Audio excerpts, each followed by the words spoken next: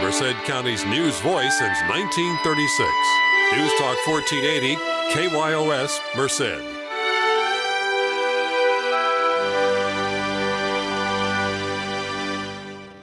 Greetings from the KYOS News Desk. We are joined once again this week by Merced County Supervisor, Mr. John Pedroza. Welcome back, John. Morning. Merry Christmas, Steve. Merry Christmas, man. You got big plans for the holidays, or stay local? What are you doing? Having family? Family comes on Christmas Eve. That's kind of a debacle. I mean, we got a lot of debacles out there on the Pedroza farm, don't you? We got all kinds of... Christmas Eve's a big deal. My mom, God rest her soul, that was her big day, was Christmas Eve, because everybody...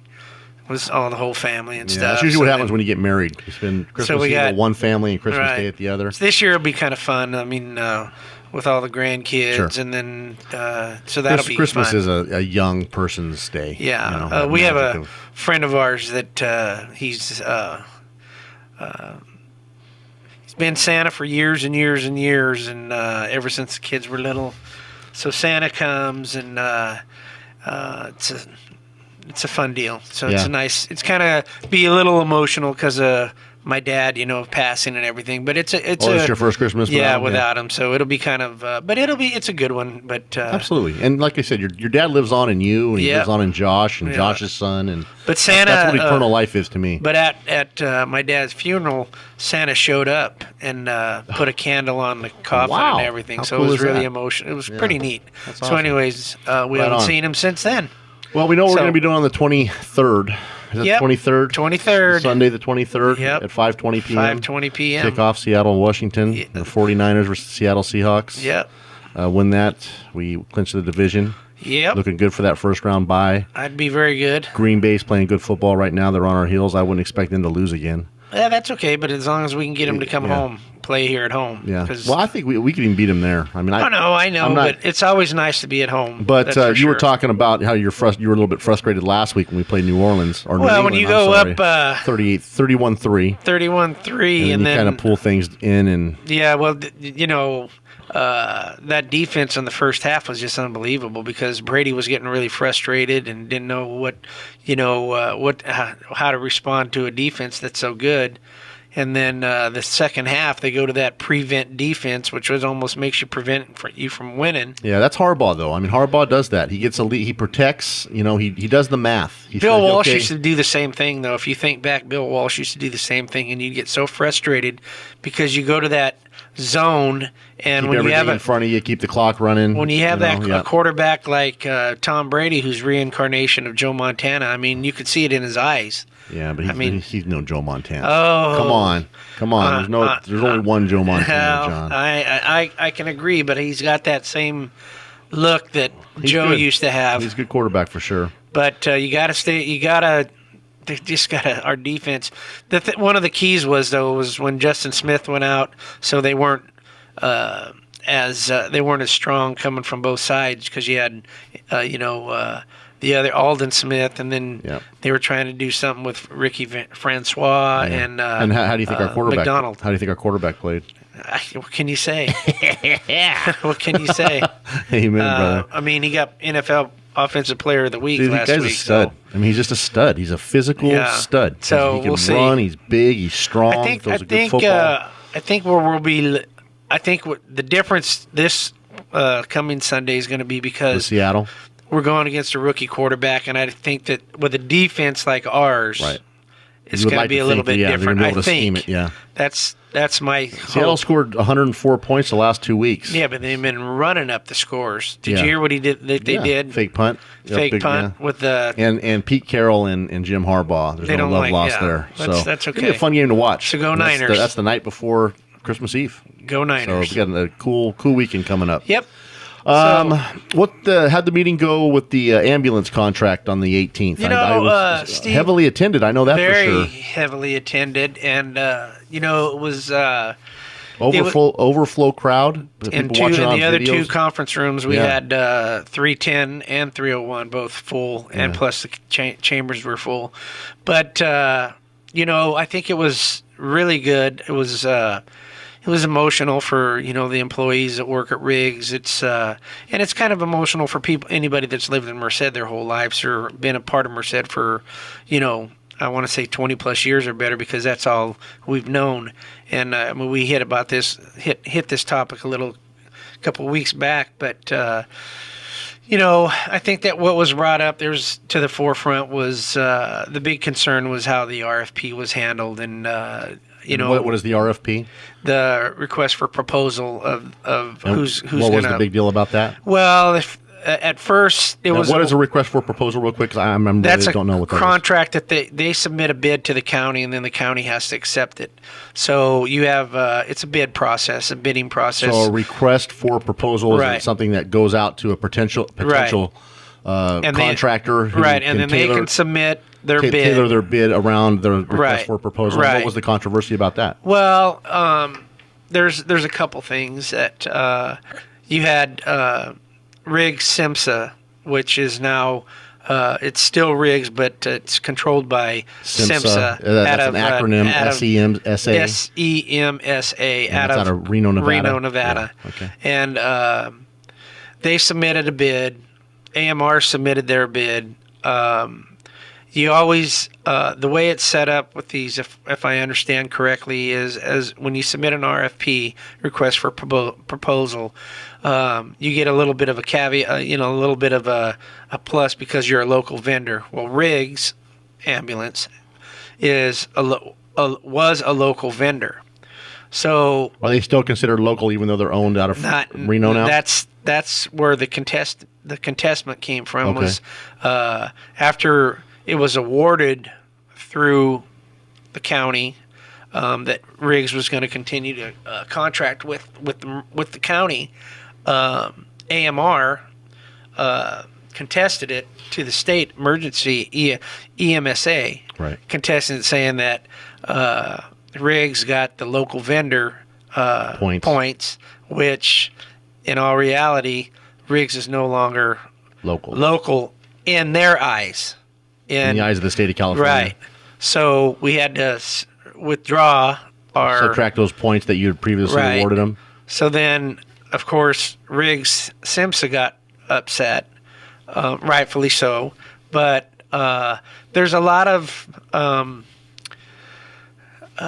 what's the word I want? Misinterpretation in the both bids were, and this is just me talking as a supervisor, is I suggest, after listening and getting more information, that a question I asked was, and I asked county council this, and I asked staff, why can't we just throw these bids out and start over again, and then let the cards fall where they may. Where SIMSA Riggs would know that they're not going to get points for being local. So let's see how we play this out with AMR, and instead, because there are some questions on both sides, because at one time AMR wanted to throw out the process and start over again, and then now Riggs wants to start the process and start all over again, which is fine with me. Just legally, I don't know exactly. My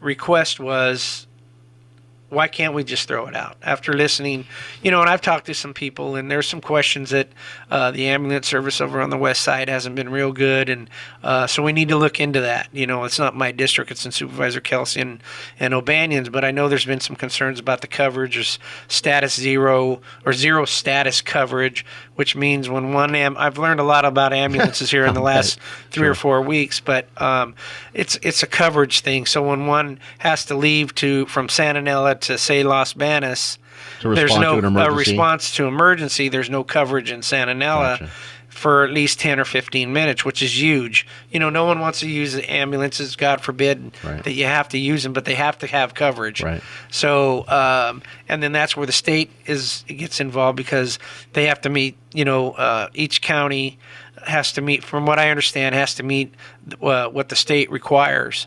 And as far as response time. And it's and they have statistics and stuff that break all that stuff down. So we'll see what happens. But so what was the response when you requested a do-over? Is it possible? Well, what this was on Tuesday, Steve, it was an informative meeting for employees of Riggs. It was and AMR and some of the surrounding areas that Riggs ambulance covers. So what we wanted to do was be transparent and show how the process was. And amen to that. And basically that forum allowed everybody to kind of express their grievances. So we had spokespeople from both RIGS, SIMSA, and from AMR come, say their piece, if you will. And then there was a ton of people from, RIGS, of course, about people, and these are questions that we need answered was, I've been told that, or we've been told that, no one was going to lose their jobs. And then we hear that there's going to be 45 people that are going to be out of jobs. And my big... Can you take that into account when you're bidding on it?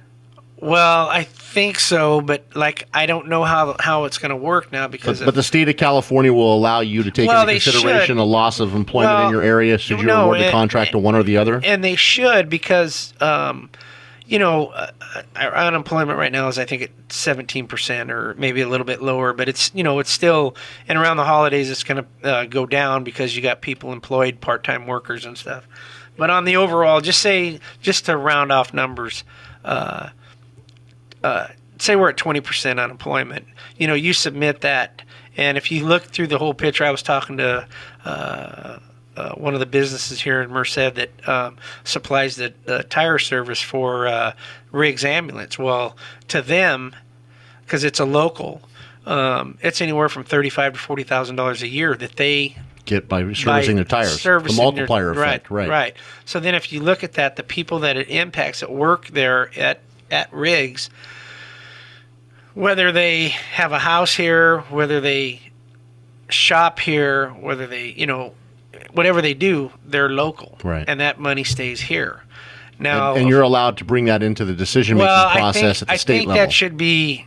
I know you think it should, but legally, can you bring in that aspect? Well, I mean, you have to take some... This is one of the things that I said the other day, Steve, and I probably was a little out of line but when I said it, but this is the way I feel, is, I used this analogy the other day.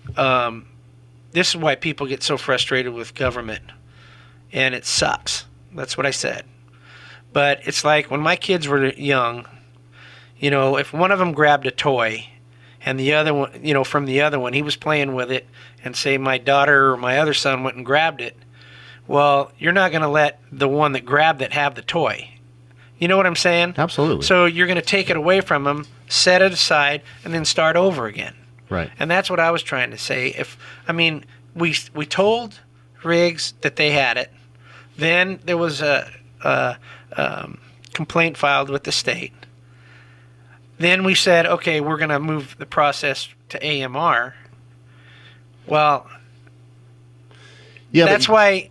But did you really say that, or was it mandated by state law that because... Well, it was my understanding it was a point system. It's a point system, but here's what is frustrating to me is the EMSA in Sacramento said, okay, if you guys award this to RIGS, we're not going to certify you as through the state, in the eyes of the state. And what is so then our people... our county council and stuff says, well, we're going to be threatened by a lawsuit. Well, then that's when we started, that's when Merced County started saying, well, we can't have that then. So now we're going to have to say, sorry, RIGS SIMSA, that now we have to take that back and award it to AMR. Because if we don't, the state of California will sue us. Yeah, they're not, either sue us or they won't certify us as an emergency operation. And then if you're not certified, then you're open for lawsuits. Yeah. Because you're not certified. Right. So... Wow. If this is the way I understand it. Correct, right. So my point is, okay, then we haven't been right to both of these companies, in my humble opinion. Right. You think the process has gotten so convoluted at this point, the best thing to do is start over. Just start over. Throw it over. Throw it out. And right now we're in the process of seeing if that's possible or not. Seeing if that's possible. That's why people get frustrated with government. Right. Now, if it's not possible to do for a do-over, has the decision been made and we have to go with AMR? No decision's been made yet. Okay. We've gone through the process. The final probably the decision will probably be made, I believe, January 29th at the January 29th board meeting. But the decision hasn't been made yet. So, we have a lot of. Do we have time between now and the 29th to let both parties Oh, yeah. Yeah. Well, what'll happen is we have till really April 30th because Riggs-Simpson got extended till. So it's not April a time 30th. issue. It's not really a time issue, but we just have to get it done. I mean, there's no doubt about it because we have to get this thing. But would you have to ask permission of the state in order to redo the bidding process? Do you have to get the okay from the state? That I don't know. No, I don't think so. Because if we find a flaw or something to where we can do it legally in our county council's eyes, to where we could submit letters to both companies and say we're going to throw these bids out and we're going to start over. So that's what they've. And that's what you would like to see happen. That's what I'd like to see happen. I think that's the fair way. Is it fair to say you think you have the majority of the supervisors that would go that direction? I can't answer speak that. For anybody. Okay. I can't. I don't know. Fair enough. Exactly. You can only speak for yourself. I just don't. Right. I don't know. I just know it's frustrating. And another thing I said, I've been born and raised here in Merced. Right. For it to go to a rebidding process, would it have to be voted on by the city council or the supervisors? No. Well, that part possibly. If we want to say, I believe we'll have to say, have to vote that say we want to cancel this and then send it back out for another RFP. Right. So we'll see what happens. Yeah. Well, it sounds like this is definitely being done in the spirit of fairness, and that's what you want, but that's what you have to focus on. Absolutely. And like I continue to say, that's my thing, John. That's where my frustration comes in, is the fairness factor. As long as things are transparent and fair, and everybody has an equal shot, may the best man win. Well, that's the way it should be, and that's why I think that it should be. And let me reiterate that. This is just me saying that I'd like to see it thrown out and start over again. Right. And not saying whether Riggs is going to win or AMR is going to win, but just throw it out and start over again. Because it's become so convoluted at this point that that's what I think. You no longer think it's... Well, because there's some things that there's questions there that I just don't think some of the things were handled right. Hey, and there's nothing wrong with calling a do-over, man. Right. I agree. Sometimes that's necessary. I agree. We were talking about something else. What else were we talking about? We only got about 3 or 4 minutes. Okay, well, I just wanted to say, about the tragedy that happened last week. Yeah. And Newtown, Connecticut. Yeah, the sheriff come on the other day. I know he had 2 shows, but the last show, Steve. I mean, when that tragedy happened, it was just. You send your kids to school and you never think of something so tragic is going to happen. And, I know this Friday, but they had the moment of silence where they were ringing the bells for all 26 people that passed away. But to see young 5- and 6-year-old little angels that have no... Innocent, completely innocent. To see something like happen, it really makes you question... Why? And... how, and I know it's the Second Amendment and right to bear arms and everything, but there's got to be some way that these assault rifles and these automatic weapons like they have, and granted, we were talking this morning, our kitchen cabinet, as Sheriff says, but there has to be mentally unstable people to do stuff like that. So it is a mental health issue, first and foremost, I would think. But we also have to look into why people can have Uzis or, I don't know that much about guns. Clips. Yeah, I don't know that much about guns. High-powered rifles. Other than shotguns and because a lot of my friends are hunters. And it's very interesting how you have, people saying that, we need to just use a common sense approach to what kind of weapons, people have access to versus the other extreme was basically saying everybody should be packing heat. Right. Had the teachers been strapped, had the principal been strapped, there would have been a gun battle and he would have been neutralized. But, that's not for us to, here you have these teachers, I have a lot of family that are educators, and you go to school and you never think of anything such is going to happen like that. And by the way they were showing that, it's a town of 27,000 people.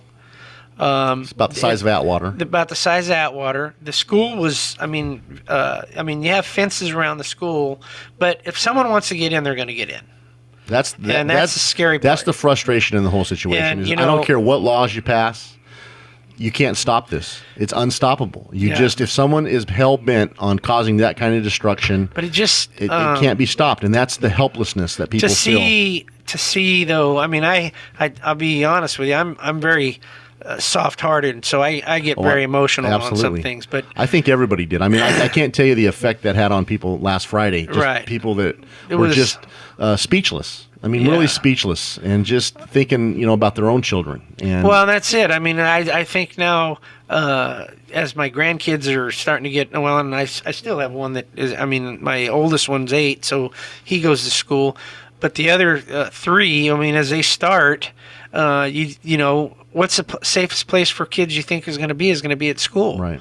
And when you get these nuts, and I hate to say it that way, but you get these mentally unstable people, and look what happens. And then it's just a sad situation. And my thoughts and prayers go out to all those people. And absolutely, we can't recognize that enough. And I had someone call in earlier this week to just she made a very simple observation. Her name was Joyce, and she was talking about how the press is just taking this up with fervor. As a matter of fact, I think as of yesterday or the day before, the citizens of Newtown were asking the press to leave them alone. Yeah. Enough is enough. Right. And Joyce's point was it's a tragedy beyond imagination what happened in Newtown, Connecticut. But her point was that happens almost on a daily basis around the world. Innocent children being bombed. I mean, you look at the Gaza Strip, and you look at Syria, and you look at all those places where, kids are dying every day. Right. And when it happens here in the United States, of course, it gets amplified. But we need to also say a prayer for those poor innocent worldwide. people, around the world that are. This is happening. This is not an uncommon thing for them. And that's what's so scary and sad. But it's again. My thoughts and prayers, and it's just a sad deal, especially around the holidays. And just hopefully cooler heads will prevail in this, right. and we'll be able to figure out something constructive to take from this as we move forward to make things a little bit safer. That's what we have to do. That's what we have to do. Well, you got any special happy Merry Christmas wishes you'd like to get out there? Just we got to be thankful for everything we have. I continue to say that, and we live in the best country on the face of this planet, don't we? That's a fact, and we go through these holidays, and it's the hustle and bustle. I still got to do some Christmas shopping, but me too. It's fun to be around family and friends, Absolutely. and we bring in the new year. Just want to encourage everybody to be very careful on the roads. Absolutely. And this weekend we're supposed to have some pretty good wet weather. Big one coming in. It's supposed to be a big one coming in. Yep. So and that's a good thing. We need the rain, and but I just really, from the bottom of my heart, want to wish everybody a Merry Christmas, and thank you for the continued support, because that goes a long ways. And Absolutely. I try to do the best that I can, and we'll continue. That's all you can do, brother. Yep. So Merry Christmas to everybody. On a personal level, I'd like to thank you very much for all you've done for us down here. And well, we try. Yeah, absolutely. We do our best, don't we, John? We try. But Merry Christmas, and have a Happy New Year, and extend that to your family for me. Thank you. Likewise. God bless everybody. Thank you. Merced County's news voice since 1936. News Talk 1480, KYOS, Merced.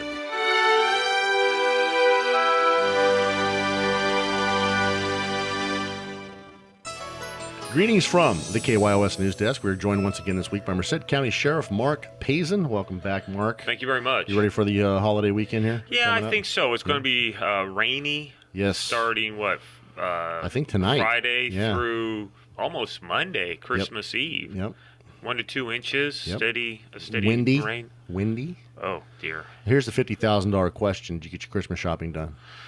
Or are you just one of those guys I went on a gift card blitz. I was just going to say that you're one of those guys just gives out gift cards. Well, what do you get? The nieces and the nephews and the kids have everything. I mean, amen. Whatever, you're at a point in life where if you need something, you go out and get it, as opposed to when you were younger, Wait Santa for once Claus a year for your toy. Yeah, toy Santa run. Claus is bringing toys and stuff. Well, everybody has matured so quickly, and what used to be a radio flyer, a wagon, or a bicycle is now high-end, high-tech, Video games. Video consoles. games. And, yep, I know. I hear you. TVs and Lord. Those video games are literally like TV programs used to be. I mean, it's like you're playing a TV program. It's the graphics and the realism. It's mind blowing to me. I mean, you and I grew up in the Atari days. Where you had the little Pong, or the little doink. But even doink. then, that was kind of after me. I think we had a Pac-Man stage a little bit, and that got boring. And that you had to go to the pizza parlor. That, cost you 25 cents. Yeah. And before that, you're outside playing in the street. That was well, I was still in that mode. I mean, we even though we did have Atari 6400, my passion was outside. I didn't want to play the video games. Now, granted, they're not the elaborate things they are today. Right. But I much preferred being out at the local park playing ball with my buddies or whatever the case may be. Now, unfortunately, times have changed a little bit, and it's people don't feel comfortable allowing their kids to go to the park unsupervised. Well, look, this dovetails into a topic that has pretty much blanketed the entire nation. What happened in Connecticut? Where are you safe? Where is the line drawn? The one safe haven you would think would be at a school site, and look what has occurred. You think you're going to a theater to go watch a Batman movie, and you got some nut in Aurora, Colorado, blasting people. It's just absolutely bizarre. Absolutely. It fills you with a sense of helplessness, I think, sometimes, because the great debate this week obviously has been gun control. Correct.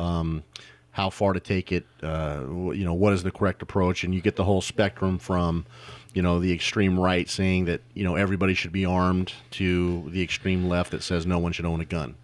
And obviously the answer always lies somewhere in the middle. But there's a little bit of wisdom in both sides. Correct. Having someone on campus trained in using a firearm in a proper way, not a bad idea. That is interesting, because and this is what a healthy debate is all about.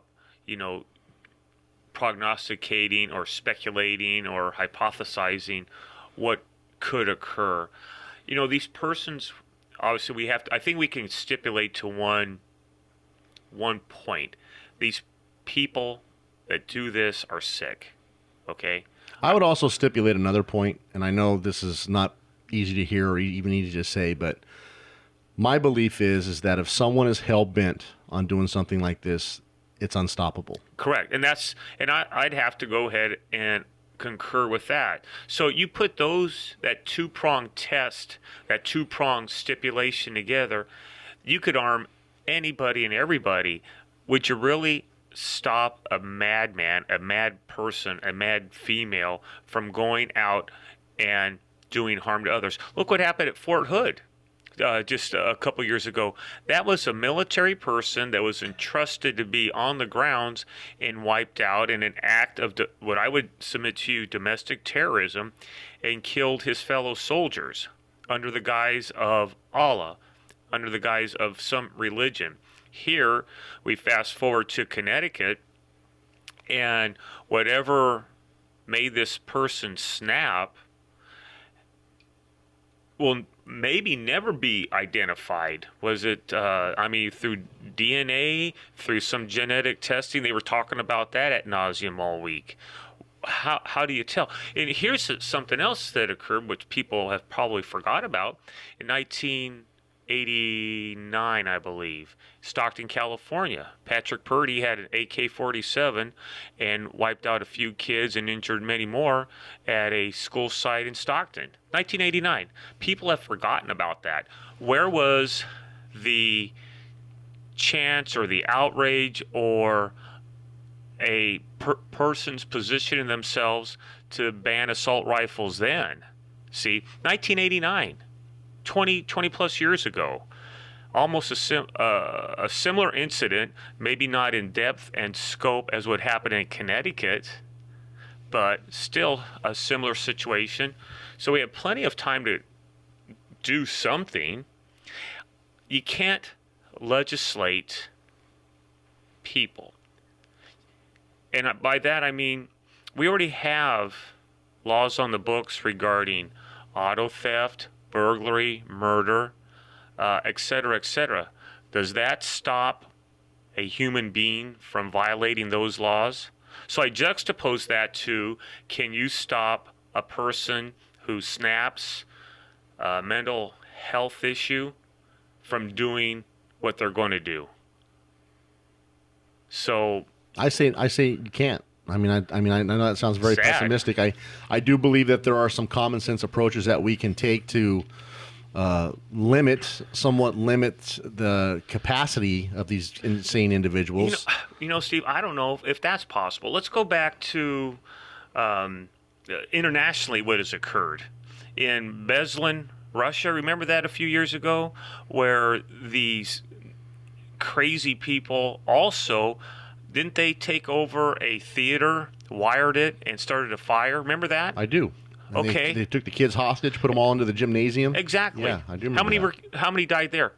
I'll tell you, over 350. Is that right? Yes. So what I'm saying here, we're taking a very myopic issue, not looking at it holistically, in my humble opinion, as to the demons that possess some of these persons to go ahead and have a plan, scheme, and design of destruction.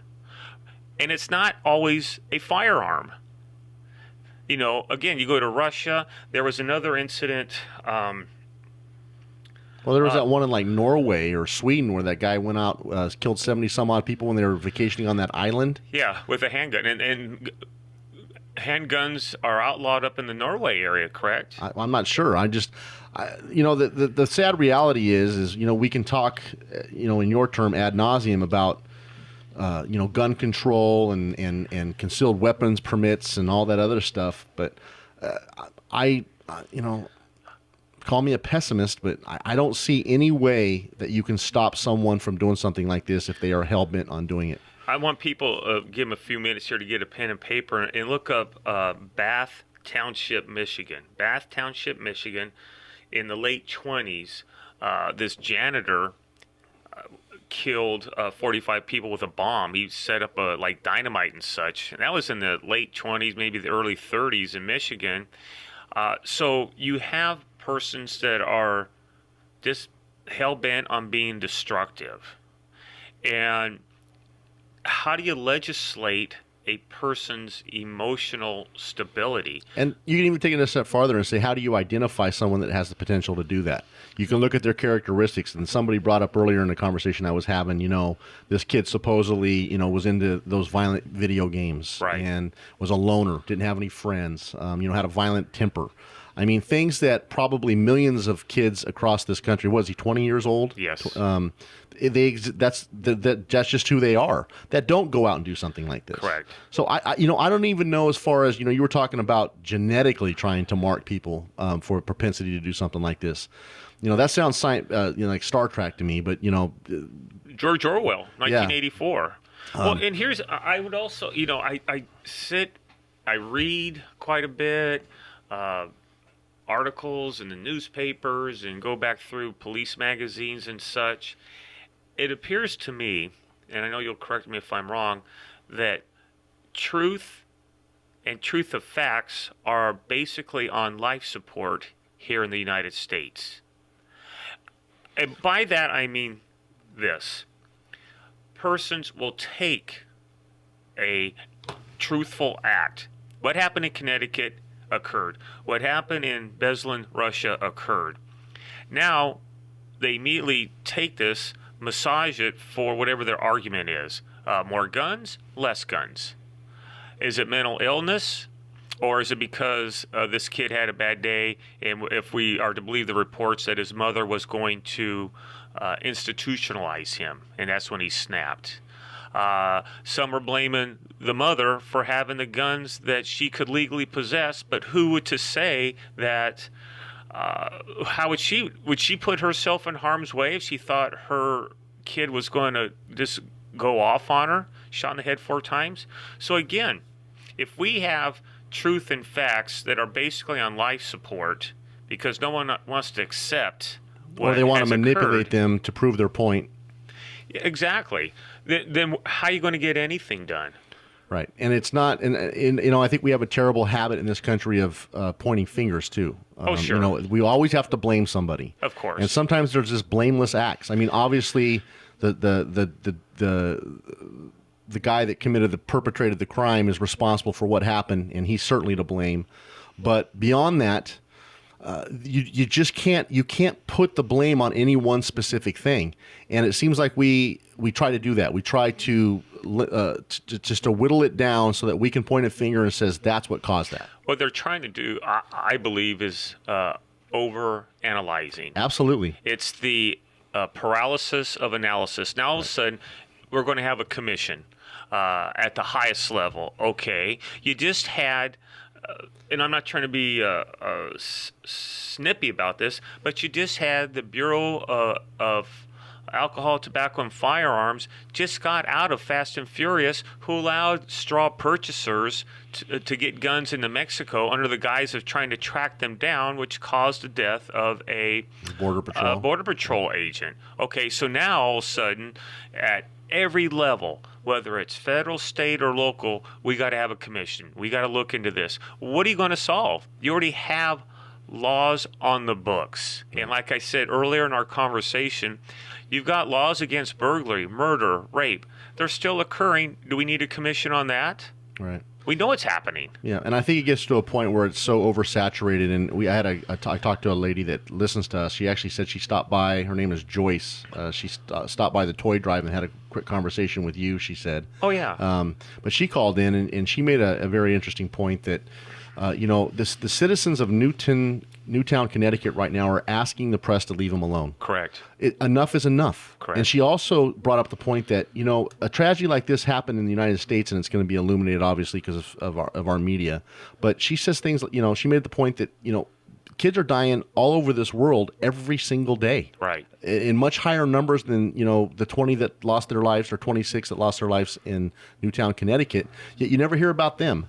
But when something like this happens, it's like you said, it's overanalyzed. It's fodder for a long time. And I think out of respect to the citizens of Newtown, Connecticut, I think they're ready to try to start moving forward.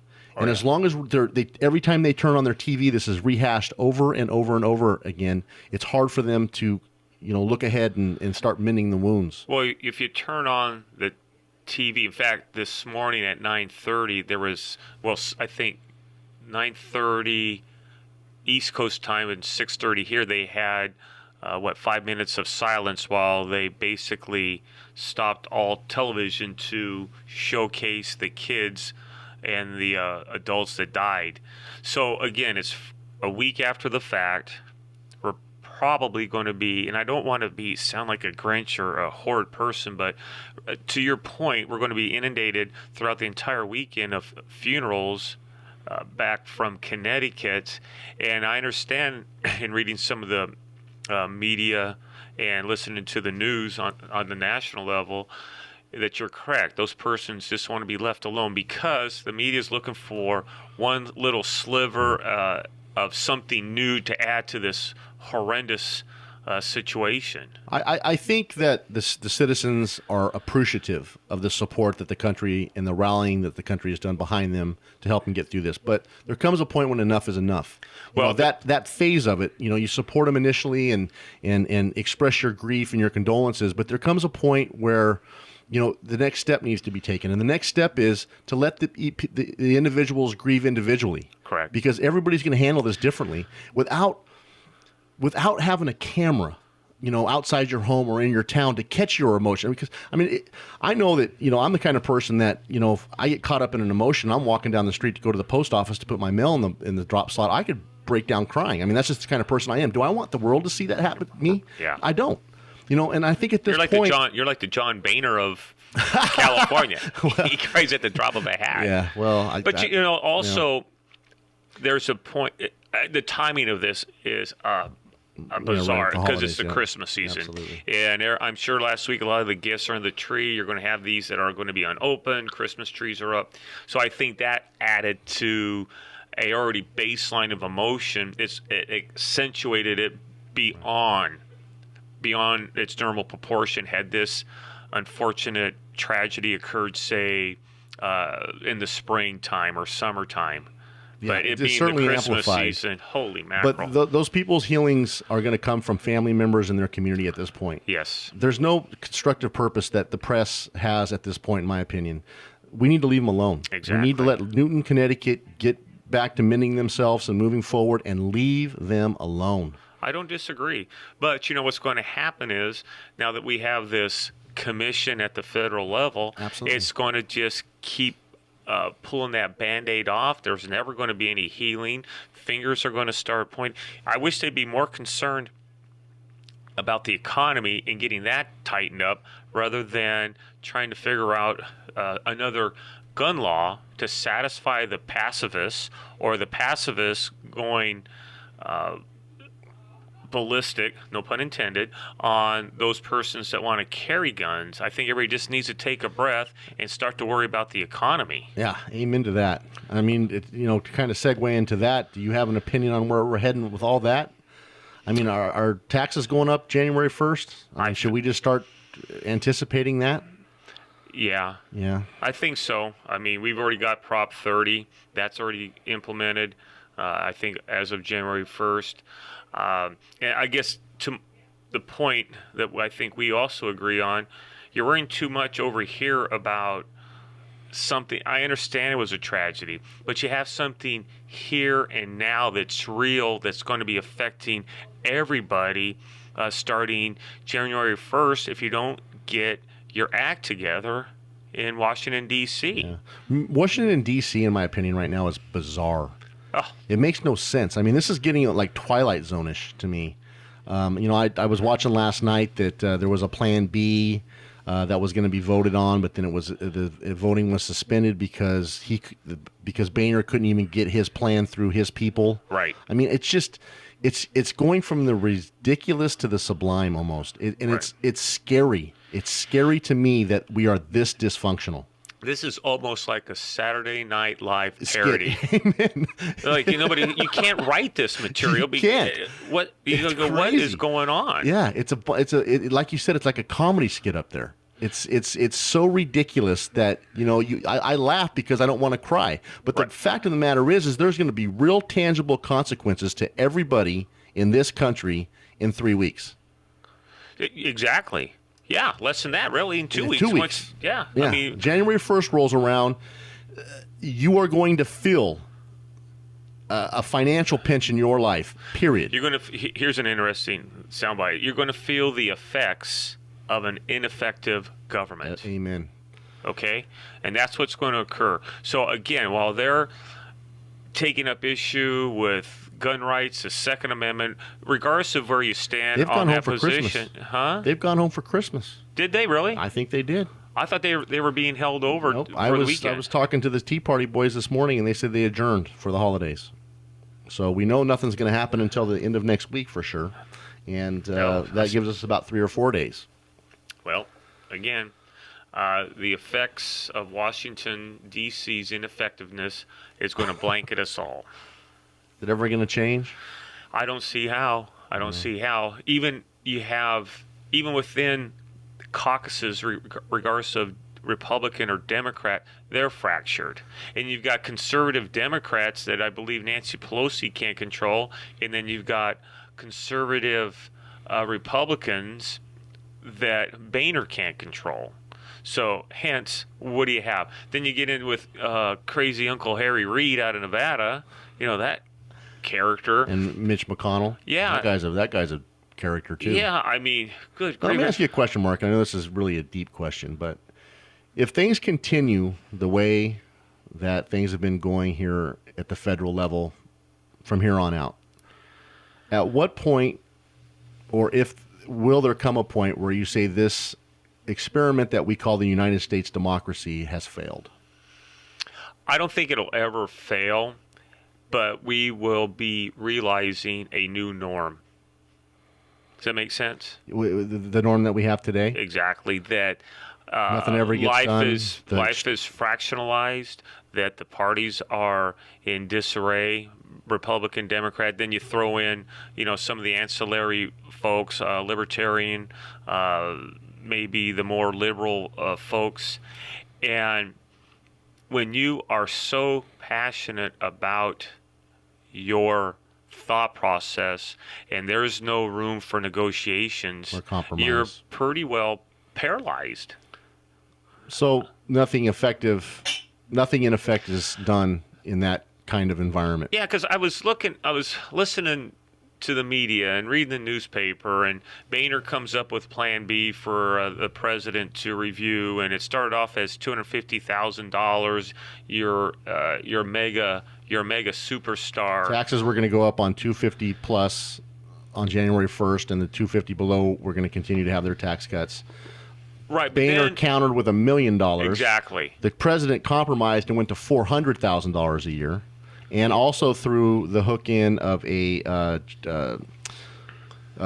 chained CPI, I think is the term they used, right, where it was going to bring down the Social Security benefits in a way, which was a concession to entitlement programs. Exactly. And they rejected that. Exactly. So, I mean... Well, because you have, I think, as we've talked before, and again, I don't want to sound like a Grinch, but you have the takers have overrun the makers.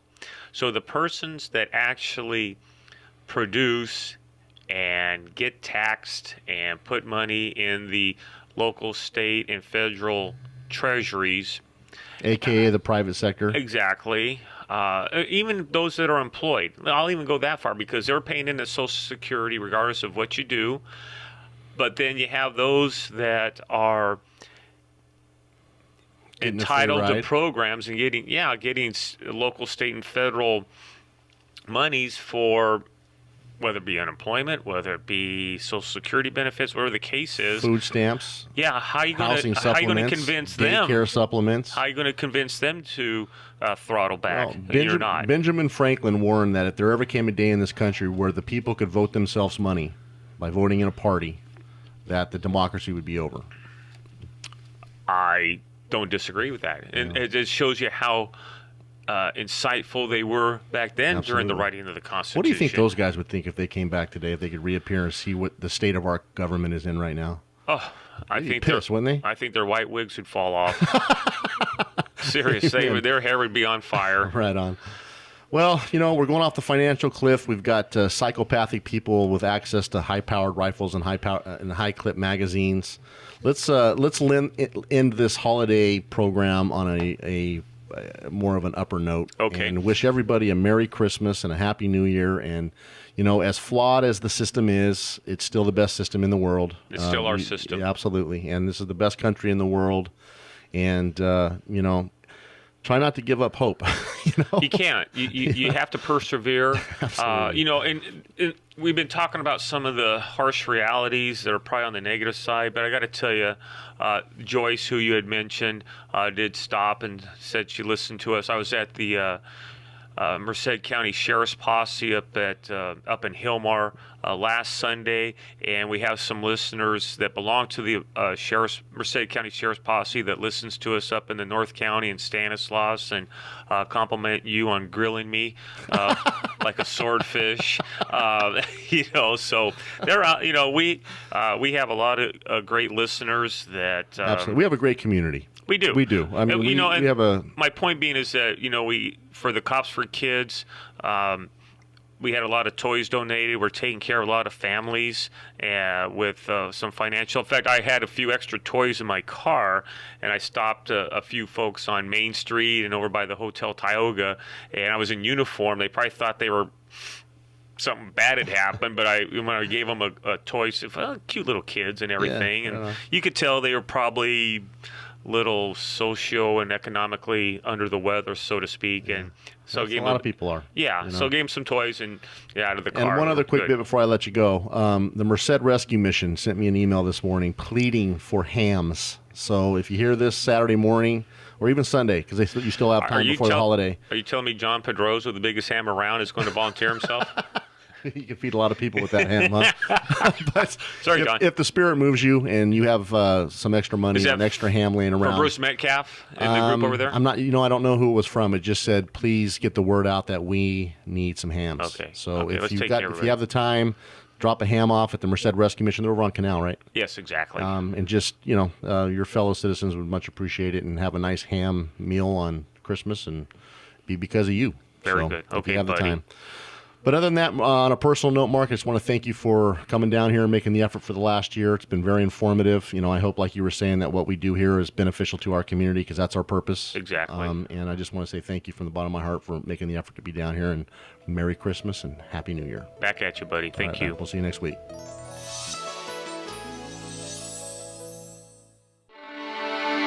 Merced County's news voice since 1936.